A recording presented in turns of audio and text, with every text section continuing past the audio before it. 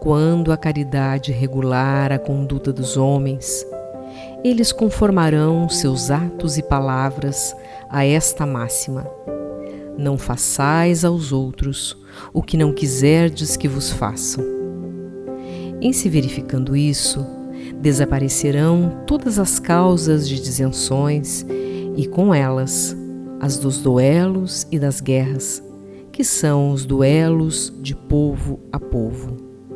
Francisco Xavier, Bordeaux, 1861. O Evangelho segundo o Espiritismo, de Allan Kardec, capítulo 12, tradução Guilom Ribeiro, FEB Editora. O Espírito amigo, que nos brinda na abertura do episódio de hoje, com a palavra elucidativa e consoladora no Evangelho segundo o Espiritismo, Francisco Xavier, foi um dos companheiros de Inácio de Loyola, quando da fundação da Companhia de Jesus na Europa. Grupo esse de almas missionárias que singraram o Atlântico para colaborar na missão espiritual do Brasil e evangelizar os povos originários da Terra do Cruzeiro.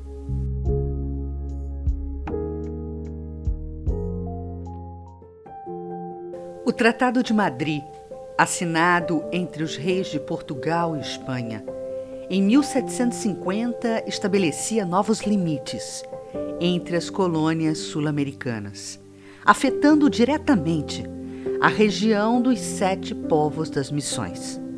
O tratado demarcava os limites de dominação entre os colonizadores. Os portugueses cederiam a região de Sacramento para a Espanha e, em troca, controlariam o território dos 7 povos das missões. Com esse acordo, os indígenas e jesuítas que estavam do lado brasileiro deveriam atravessar o rio Uruguai e se mudar para o lado espanhol.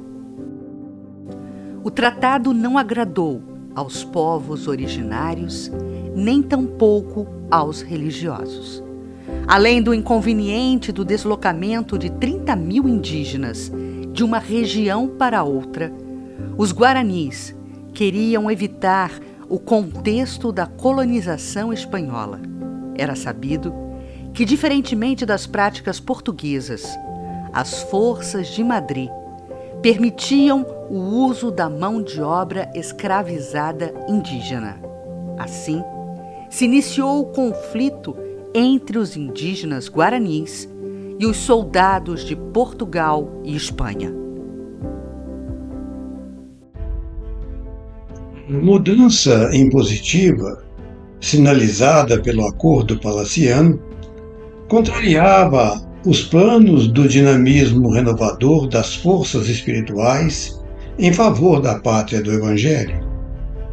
Todo o movimento de organização do nosso grupo jesuíta, inspirado nas ideias do padre Inácio de Loyola, fundador da Companhia de Jesus, na Paris de 1534, tinham como objetivo evangelizar e espalhar o ideal do cristianismo pelo mundo. O clero comum possuía escravos numerosos e chegava a defender o suposto direito escravagista, incentivando a caça aos índios e abençoando a carga misérrima dos navios negreiros que aportavam na costa brasileira, trazendo em flagelo e injunções reencarnatórias deploráveis nossos irmãos africanos escravizados. Nossos jesuítas, porém, sempre buscamos trabalhar no início da organização brasileira dentro dos mais amplos sentimentos de humanidade. Aldeávamos os indígenas, fazíamos que aprendessem a língua geral, trazíamos as tabas rústicas às comunidades da civilização. Seguíamos na terra do Cruzeiro, sendo, naquele momento, por intermédio dos esforços educativos, os únicos refletores do alto para as comunidades indígenas dos povos originais. Uma comunhão de esforços, aldeamentos de espíritos humildes e ingênuos, sob a tutela de espíritos missionários, que ofertavam o legado das noções do cristianismo, entre eles, arautos da verdade, como Cepé de Araju, o cacique da paz, que em processo de imolação lutou contra a tirania e os déspotas da terra. Foi o clarão para as comunidades indígenas do território dos 7 povos das missões. Velava pelo patrimônio do Evangelho, ofertando consolo às almas aflitas e sofredoras, clareando a estrada dos ignorantes e orientando em liderança servidora o rude labor dos simples. Em 1754, os jesuítas entregaram o controle das missões. Entretanto, os guaranis recusaram-se a cumprir a ordem de mudança.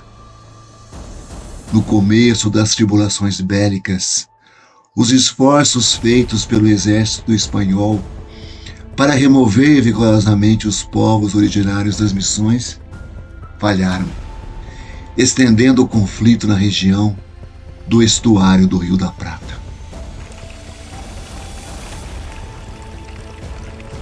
Mas em 10 de fevereiro de 1756, uma nova conflagração vigorosa, com uma força combinada de 3.000 soldados espanhóis e portugueses, lutaram contra os guaranis na Batalha de Caiboaté.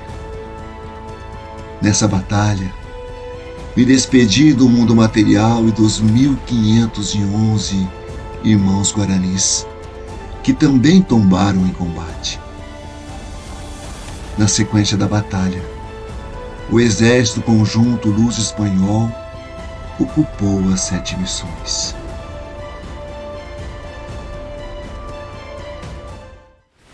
A necessidade de destruição guarda proporções com o estado mais ou menos material dos mundos. Cessa quando o físico e o moral se acham mais depurados. Já afirmava o mundo espiritual na questão 732 do Livro dos Espíritos, codificado por Allan Kardec. Nessa monumental obra basilar do Espiritismo, vamos encontrar outras explicações para a necessidade da guerra. A necessidade da guerra se enfraquece no homem à medida que o espírito sobrepuja a matéria. O horror à destruição cresce com o desenvolvimento intelectual e moral. A predominância da natureza animal sobre a espiritual e satisfação das paixões leva o homem à guerra.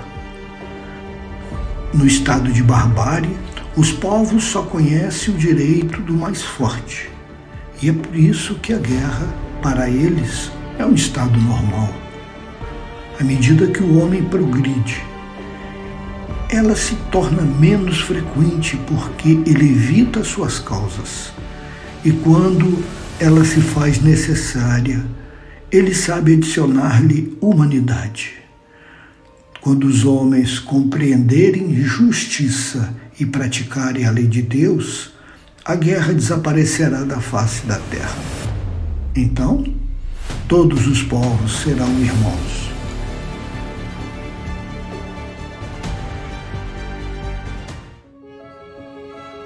Durante toda a minha trajetória na carne, verifiquei a necessidade do trabalho em prol do desenvolvimento do senso moral entre os guaranis.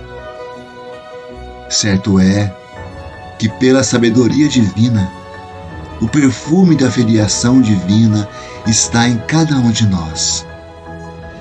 Evangelizar é estimular o princípio do perfume no gérmen da flor que ainda não desabrochou.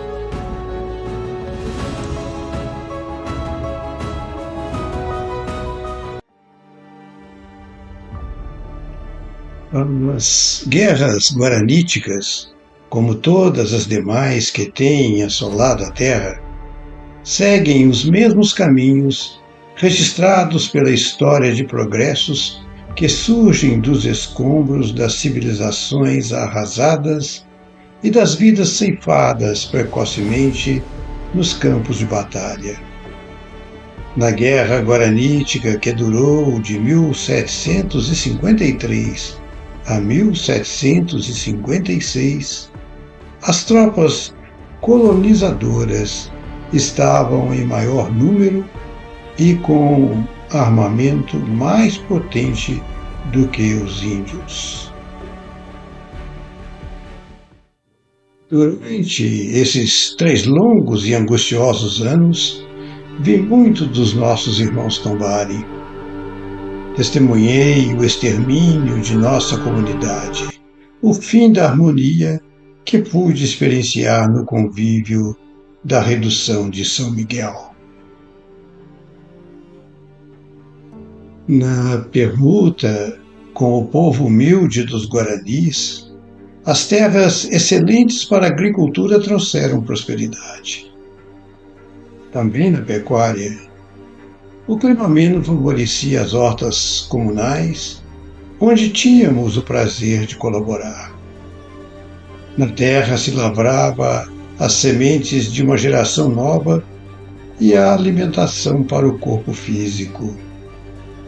As versões religiosas ofertavam o alimento da alma, enquanto a terra generosa, os canais de irrigação que levavam água aos campos, eram fontes do alimento material.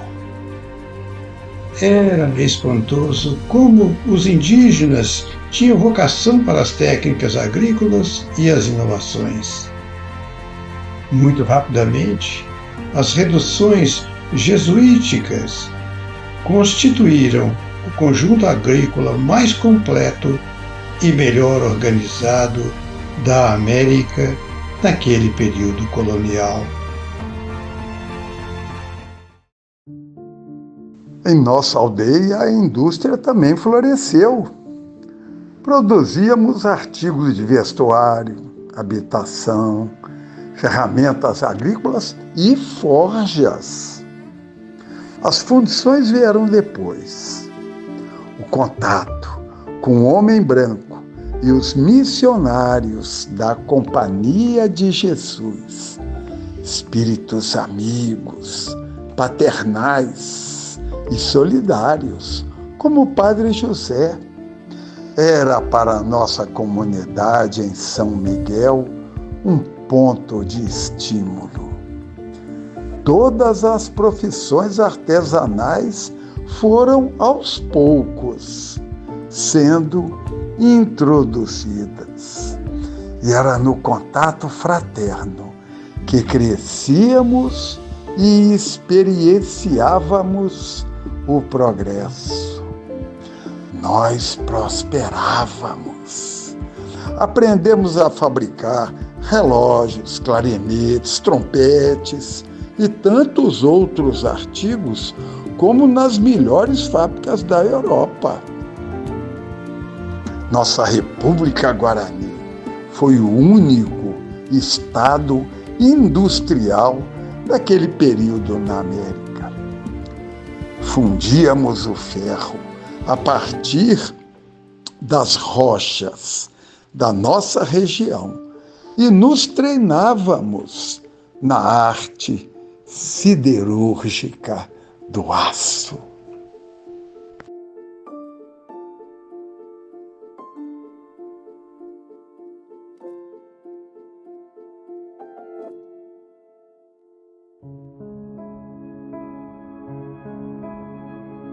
Igualmente como o aço, uma solidez de propósitos, arregimentada em força pela liderança luminar do Cacique da Paz. Um espírito de escol, pertencente à falange de Ismael, patrono espiritual do Brasil. Um trabalhador da Boa Nova entre os indígenas do sul do Brasil, a fim de promover a evolução dos caracteres dos irmãos humildes das reduções jesuíticas. Um mensageiro que, qual o homem mais evoluído, junto às plantas e os animais, traz aperfeiçoamento. Cepé trouxe para o povo guarani as águas lustrais do Evangelho, o comportamento cristão somando-se em harmonia com a natureza que os originários já sabiam respeitar. Com Cepé, a redução ganhou claridades novas, os indígenas, qualidades novas. A redução formava uma pequena república independente, subordinada apenas à confederação em questões de legislação civil, penal e militar. Meu amado filho adotivo, Cepé de Araju, era o cacique da redução de São Miguel, mas também exercia o cargo de corregedor da redução jesuítica Guarani de São Miguel Arcanjo e passou a visitar todas as comunidades missioneiras de modo a regimentar forças para formar um exército guarani capaz de enfrentar os invasores. Por conta de nosso posicionamento ao lado e em defesa das comunidades da região dos 7 povos das missões, a relação da Companhia de Jesus foi se deteriorando com os poderosos do trono. Esses, não obstante terem sido destacados no planejamento espiritual superior para que as casas reais europeias pudessem impulsionar progresso à Terra Nova das Américas, que acolhia a árvore do Evangelho, não souberam resistir à sedução do dinheiro e da autoridade. A Companhia de Jesus foi suprimida pelo Papa Clemente XIV em 1773 para reaparecer somente em 1814 com Pio VII. Mas a dinâmica divina e a intolerância do Marquês de Pombal para com os jesuítas cobrou do chefe supremo do governo de D. José I em Portugal reparação. Conheceu no silêncio o abandono e a traição dos homens. No dia em que agonizava meu soberano Dom José I, rei de Portugal, fui visitado pelo cardeal de Lisboa, Dom João Cosme da Cunha, pessoa que me devia à altura de sua posição eclesiástica. Em golpe de venenosa ingratidão me anunciou: Vossa Excelência, já nada mais tem a fazer aqui. Daí, há algum tempo, em subindo ao trono, Dona Maria I me destituía de todas as funções do reino. Banemo da corte, após rumoroso processo em que procurou fundamentar sua acusação contra mim. Retirei-me para a vila de Pombal, vindo a desencarnar em 1782, humilhado e esquecido, sob o jugo dos mais pungentes desgostos. A grande roda da vida traz exemplos educativos. Os jesuítas, em sua alvissareira comunhão com os povos originários das missões, trabalhavam em hálito de progresso, incomodaram o poder ilusório do mundo e as aristocracias europeias. As casas reais de Portugal e Espanha se puseram em guerra contra os povos originários do sul do país. Cepé resistiu. Foi líder e mártir.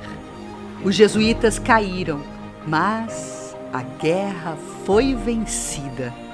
Mesmo sob os caminhos tenebrosos das injunções humanas, os mensageiros do bem amealharam vitória para os valores do espírito.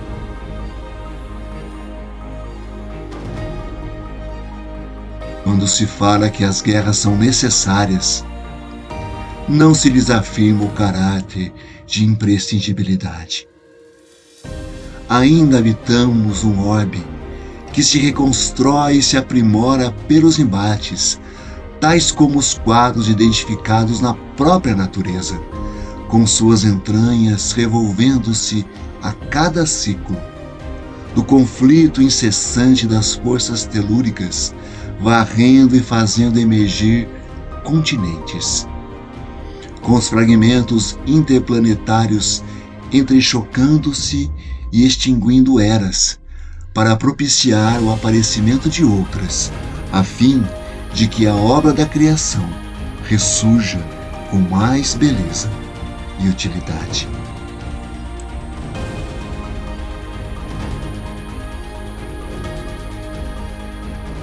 As conflagrações entre os seres humanos eclodem quando o volume das paixões regurgita, sem que o freio da racionalidade se imponha ao sentimento. Nas lutas que dizimam irmãos, a dor surge como estímulo à edificação da fraternidade. Atentai aos convites que recebeis a todo instante para travar batalhas, pois os instintos guerreiros ainda jazem subjacentes em vossas débeis construções pacifistas.